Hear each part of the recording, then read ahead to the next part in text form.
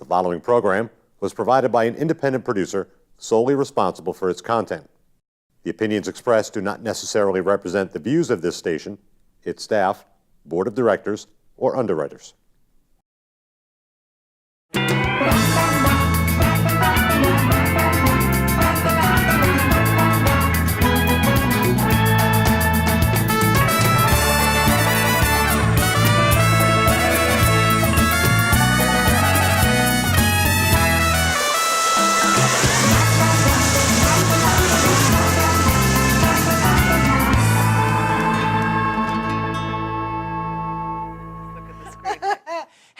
Everybody, and welcome to the Happiness Jungle TV show with yours truly, Lyn-Dee Eldridge, your Chief Happiness Officer. I cannot think of a better topic today than to talk about help for our elderly loved ones. You know, a lot of you follow me on Facebook, and you realize that I have been the caretaker for my elderly mom, who's 84 years old. And it is really an interesting transition, not only for our loved ones, but also for us. Well, I'm super happy and excited today to have Sarah with us. And Sarah is with the Blair house in Tewksbury. Did I say Tewksbury all right? You did. All right, good stuff. And we are going to learn right now, not only about elderly care for our loved ones, but I want you to think about yourself. I also want you to think about end in mind. Like when you get to that stage in life, what is it that you want to do? And one of the best things that you could be thinking about is transitioning into your next living quarters, your next apartment, your next surroundings of safety, comfort, and security. So I'm really excited because we're going to learn a lot about how to take care of ourselves when we get to that point and how to take care of our elderly loved ones. And what age does that all start? That's going to be a really interesting question, too. So please help me welcome Sarah, how do you pronounce your last name? Coletti. Coletti to our show. Hi, Sarah. Hi, Lyn-Dee. I am really excited Me to have you too. today. So thank you for having me. Yeah. I looked at the brochure. I looked at all the information online about the Blair house.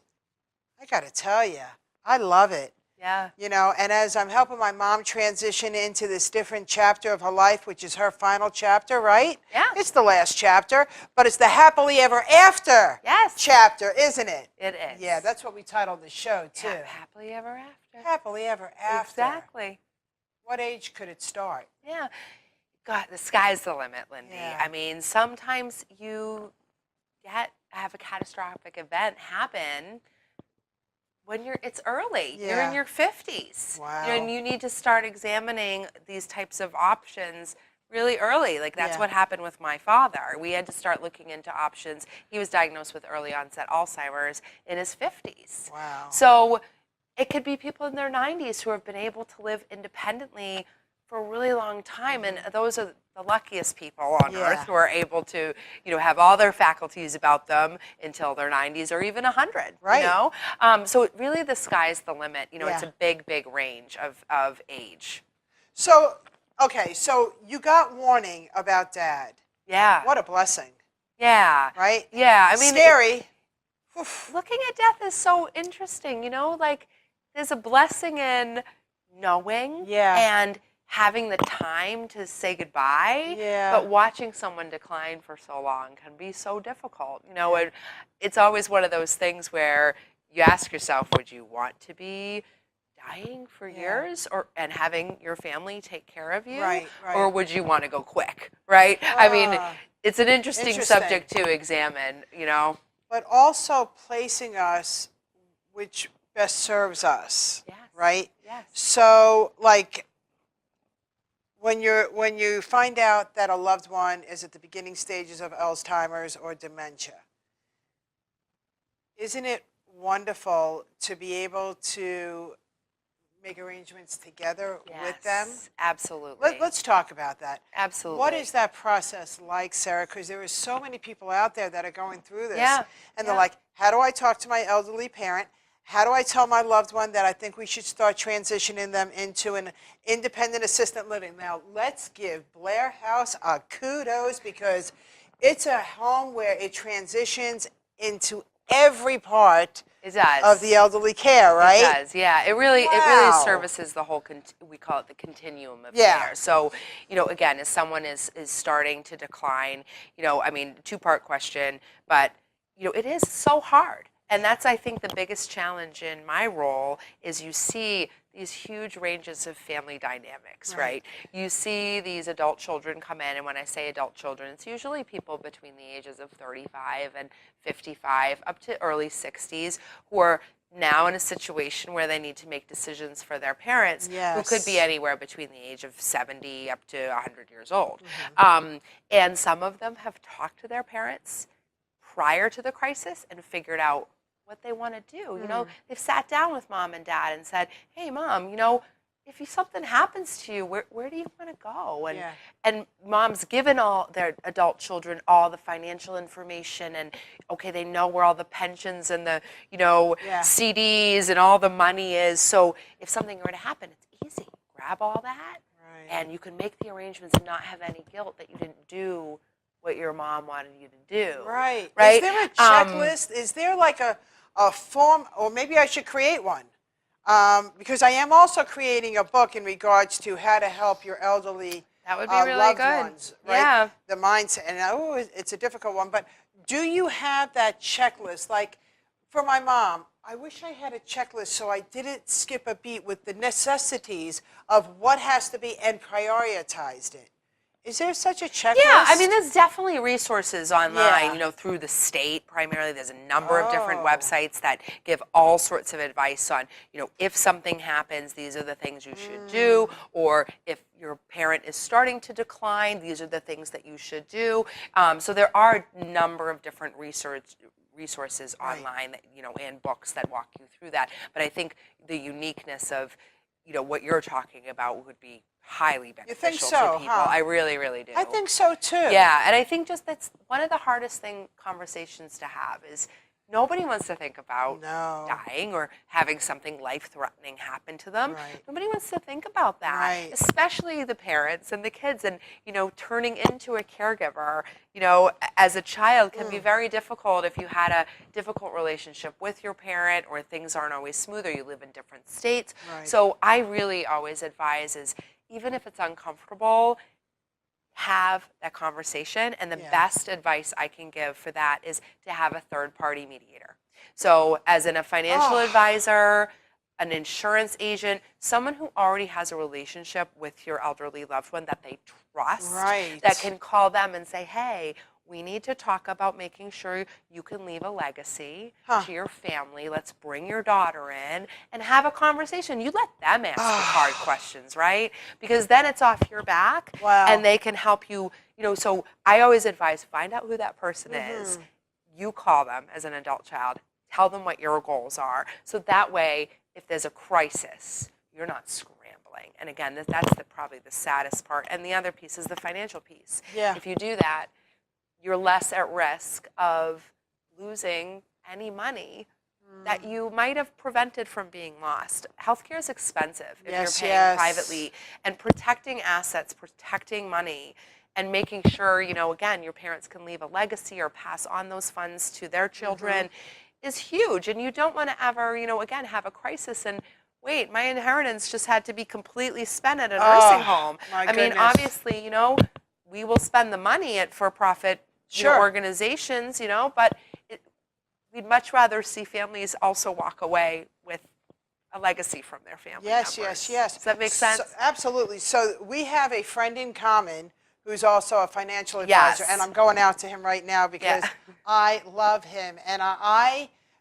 you know, if you're in New Hampshire, Jason Haviland, right? Yes, he's a wonderful. Unbelievable financial advisor and planner who sits down and does exactly what we're sharing. Yes, Jason Haviland, Bradford Investments. He's wonderful. What is the name of his show? Bradford Investments is the name of his firm. That's right. And he also has a show. Yes, Financially Fit with Jason Haviland.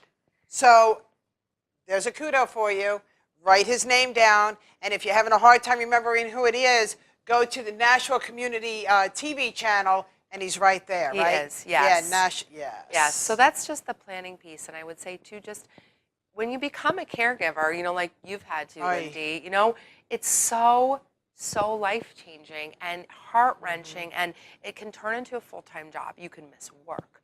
You know, you can miss out on relationships and fun that you used to have. I mean, you kind of go back to when you have little kids. You know, your whole life is uprooted. But, you know, and the guilt you can experience and this fear that your loved one is safe. And it can just change everything for you and just take over your whole life. So, you know, definitely taking care of you. And once you find a solution, once you find something that works and know what your loved ones want, that freedom of relief that can come with that can help you move forward in happiness with your life, knowing they're safe, knowing you made the right decision, knowing they have better quality of life. You know, whatever that option may be, or whatever you do with your loved one, whether you keep them home with care or, you know, consider adult daycare or assisted living or whatever that looks like, it's got to be right for you. That's right. It's got to be right for your family. And each person, each family, even though we have the same stories, are still very unique. Yes. My former mother-in-law, may she rest in peace, ooh, she was a sugar cookie. You just wanted to eat her up. You just wanted, I would do anything for her, anything. I wanted to bring her into my home. I wanted to do everything for her. She was not a difficult woman. She just wanted to knit and love. That was my sweetest mother-in-law. And then on the other spectrum, you have my biological mother, who is a woman who's very, very difficult, very negative, very mean, very boisterous, very. So for me to bring her home would not be healthy for me. Sure. We have to think of everybody that's a part of this picture, because everybody matters, because you can get sick helping because you feel guilty because you don't want to do something that really is beneficial for everybody. That's right. That's right. That's right. I had have a gentleman who is moving his mother into our facility in the next few weeks. Yes. And he's been taking care of her for the last 8 years. He moved into her home to take care of her. And, you know, he said to me last time I saw him, you know, Sarah, I feel like I'm giving up. Like, I feel like I've never given up on a job before. I took on this commitment of caregiving, and I feel like I'm giving up. And it's killing me. And I had to really turn it around. Yes. And this brings back to why I'm on the show. If the happiness struggle is no, Mark, like this is a chance for you to have a new beginning in life, to know your mother's safe, to have a life you haven't had in 8 years, you know, because he's had to give up everything to take care of her and really reinvent yourself and find yourself again. And I think for caregivers, it's not just for caregivers. I'm also talking about the loved ones, because when they're in a safe environment that's engaging and they have friends, and or even if they stay home and they have caregivers in their home, they can develop relationships and be engaged in a way that they might not have been for years. So it's a really great chance to just reinvent and find happiness even in your older years. Yeah, I want to go out to Mark, is his name? Okay, and we'll just leave it at Mark. We'll leave that at Mark. Mark. We'll leave it at Mark. Hey, Mark, I know how you feel. I get it. You know, you have this guilty thing. You don't want to do anything different because she's your mom. But here's what I'll share with you. It's like raising kids. When they get to be a certain age, you need to go ahead and kick them out of the nest a little bit, because there's a brighter tomorrow without us hanging on. That's right. So what I want to share with you, Mark, and everybody else that is feeling our pain, is that just think, when you place them into a beautiful assisted living, you're giving them back life, because there's so much entertainment and there's so much socializing when they decide to engage. When you go visit them, I think we're going to see a different spark. Yeah. It's like you're giving them back a playground. That's right. And it's their choice, right, of whether they want to sit there like this, or whether they want to go, wow, there's bingo going on. What is her? And they start kibitzing and making new friends, right? That's right. So, Mark, it's your time to live, buddy. It's your time to live. So go out there and make a difference for you and for your loved one. That's right. Right? And yes, exactly. Exactly. That helped me so much. Exactly. Yeah, because we're in the same boat. Yeah. I'm getting ready to transition my mother. She has no more choices into an assisted living because I paused my life for over 10 months last year, right? It wasn't healthy. When I look back at that, even though I was granting her her wishes up to I couldn't do it anymore, Right. I realized that where I'm, helping her transition into the assisted living is like a Blair house, only in South Florida. Yes. And I believe that I'm going to see a new life out of my mother being 84. And it really does happen. Yeah, it does. We have people living in our assisted living or attending our adult day health Yeah. programs that physically come to us pretty frail. And even from the physical aspect, we're moving you more. Yes. You're doing activities like Zumba in the chair or yoga in the chair, and you're going up and down and walking more back and forth to meals and activities. So Right. the strength that can be enhanced. Yeah. I'm not saying it's going to happen for everyone. That's right. Sometimes it It's doesn't. not. But for some people, it's amazing the transformations where people come in Everybody's using walkers. an individual. Everybody has different Yeah. results. Everybody. Yeah. But some people can come in using walkers, and because they've been used to sitting Yeah. at home and they haven't moved their bodies. And then it's Exactly. amazing. Then they're moving and they gain strength. Yes. And again, it's not everybody, but Right. it is interesting It can to happen. see, in a few short months, the changes that I've witnessed in some of Yeah. our residents and, again, clients of our adult day program, just thriving and again Right. having a new sense on life, and again caregivers just having the weight off their back is It's huge. It's huge. Yes. Is it month to month? Yeah. So at Blair House we offer a full campus of care. I know we kind of mentioned this before, but we have an adult day program that's day health activities, entertainment, 6 days a week, so just during the day. So people can come during the day and then they Really? can go home. Yeah. Wait a second. Yeah, that's adult Stop day program. it. Yep, exactly. They Very have cool. adult daycare. Yes, it's amazing. Like there's doggy daycare, there's children Yes. daycare. I didn't mean to put them in Yes. the doggy care. No, it's okay. Oh my God. And the thing is with that is I think when you say daycare, a lot of viewers probably think about babies, or they think about Right. elderly people that are basically back to the infant state, So that what do they're we call sitting it? there in a chair, not drooling. Right. That's not the case. So they're either called adult day programs, adult Ooh. social clubs, or adult health programs. It's a number of different names. I love it. But think about a senior center and people having things to do all the time. That's what it's like. Yes. But they also provide care.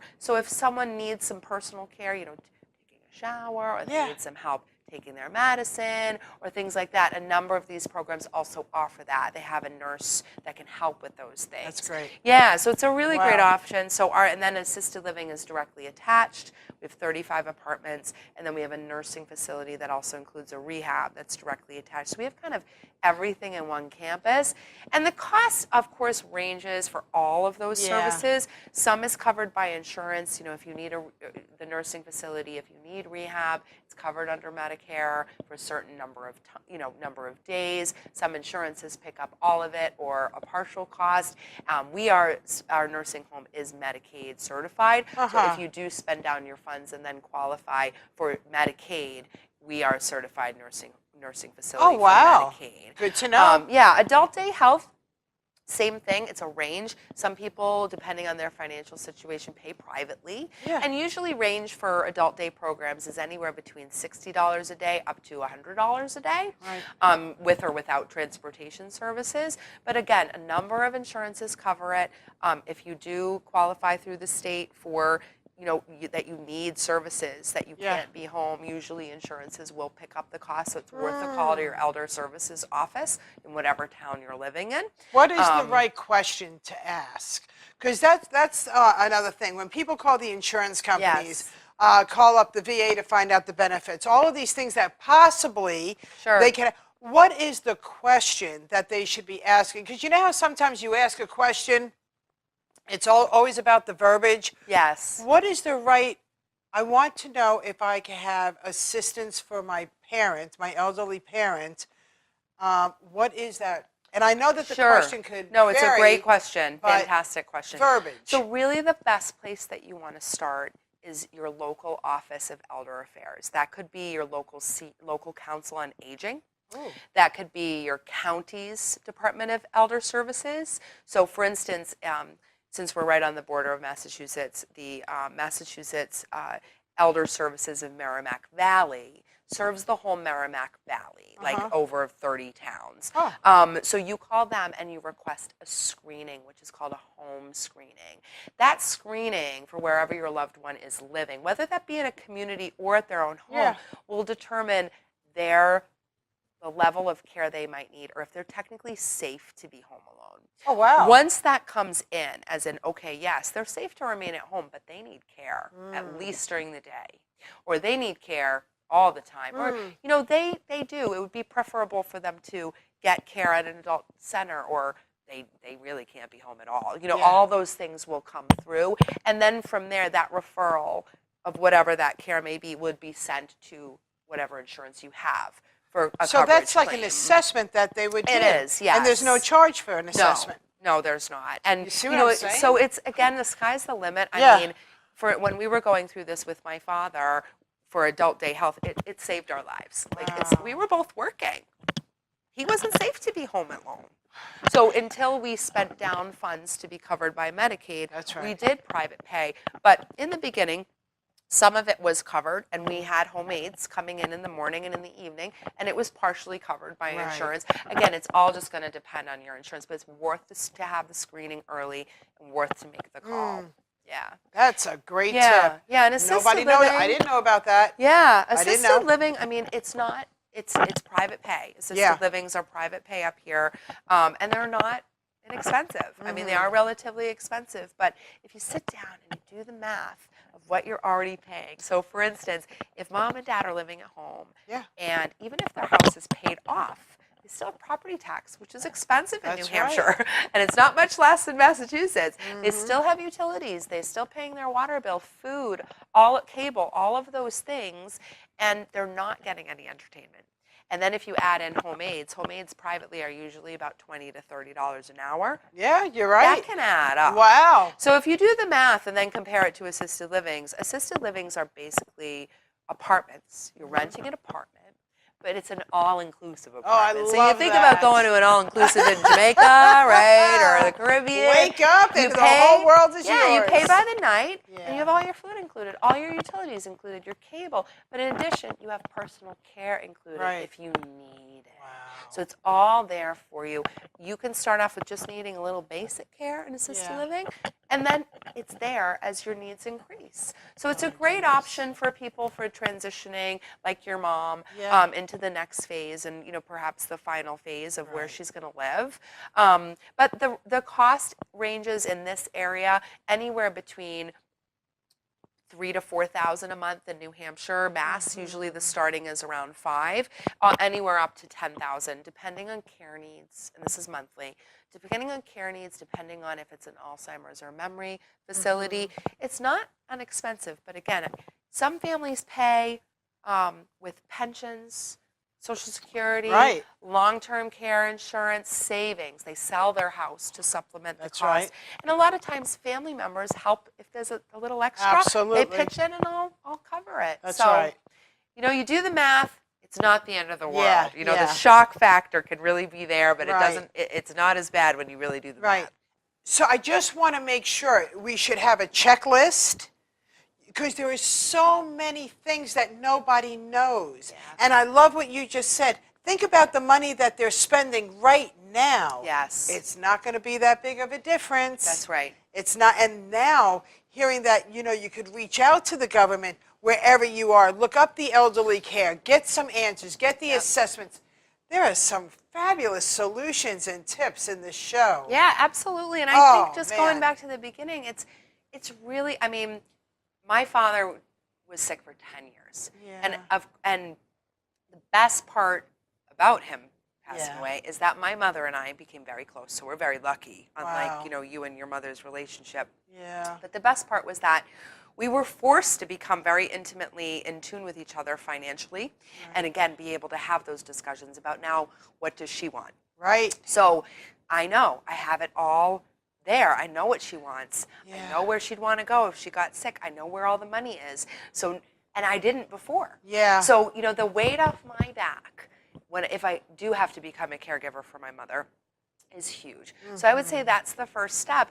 And visiting places in the area that you would want to stay in early. So you can see, what do you like? What do you not like? Right. What places may be older, like facilities, but they're clean and they're well staffed. You know, what kind of activities would I be interested in? Kind of going through those things of what would you want? We're coming to an end. I can't believe it. I want to share with everybody, God bless. Thank you. When you're taking your loved one for a tour, here's how I got my mother to go. I said to her, let's go model shopping. Yes. Model home shopping. I didn't call it an assisted living. I didn't call it, you know, where you're going to live with the elder. I said, Mom, you keep on talking about possibly wanting to move. Let's go look at some different models. That's right. That's right. We recommend that all the time. Yeah. Let's go check out a condo. Oh. Found this great community, a Perfect. new condo. You know, let me bring you to an activity, or, you know, arrange with the community to have an activity they enjoy. That's right. Ready when they arrive. If your mother really likes to play, you know, cribbage or bridge, you could arrange, say, hey, Mom, I'm bringing you to a cribbage tournament. There we go. And it would be all ready to go when she gets there. So That's beautiful. that assisted living communities or anything else will do those for you. I never said that life was easy, but I did say that we could all be happier for yourself and for your loved ones. That's what this show is all about, bringing you tips and solutions on how to take the next step to make your life better and the ones that you love for elderly care. Sarah, thank you so, so much. We got to say goodbye. Yes, we got to say goodbye. we do. See ya. See ya. Contact Blair House. Thank you. Good stuff. Thank you so much.